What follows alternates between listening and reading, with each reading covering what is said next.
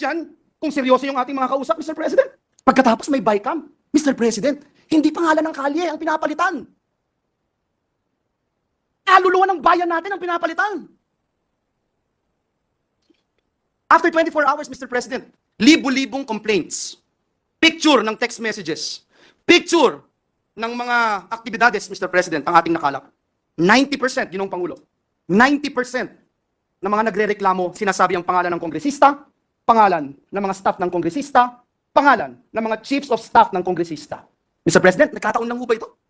Nagkataon lang ho ba ito, Mr. President? Ang tanong ko. Sa tingin niyo po, Ginoong Pangulo, kayo po na nagsabi na meron din po kayong nakausap na ilang kongresista. Meron din po ako.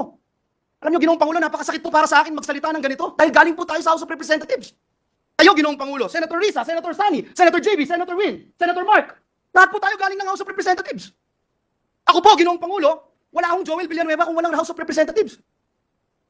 Lahat po ng natutunan ko, paano ako makakapag-contribute for nation building, natutunan ko sa House of Representatives. Kaya masakit po sa akin, Ginoong Pangulo, ang makita 90% ng reklamo, House of Representatives. Nagtataon po ba ito, Ginoong Pangulo? Magsasalita na po ako, yung alam ko ho, personal, hindi lang yung sinumbong sa akin na sinasabi kong 90%. Sa aking lalawigan, ito yung pinakamasakit. Lalawigang tinubuan ko, Mr. President.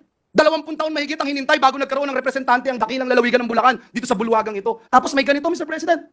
Nakausap ko yung mga konsehal, nakausap ko yung mga kapitan, nakausap ko pati toda, Mr. President, na ginamit ng mga kongresista doon.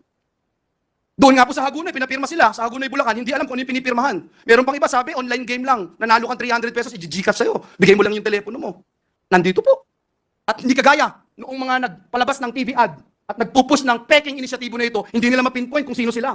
Handa po ako ibigay ito. Handa akong sabihin kung sino itong mga ito. Ipakita itong mga ebidensya na ito, Mr. President. I'm just wondering, Mr. President, bakit ganito? Nakita ko po si Senator Cynthia Villar, galing din po sa House of Representatives. Bakit ganito, Ginoong Pangulo?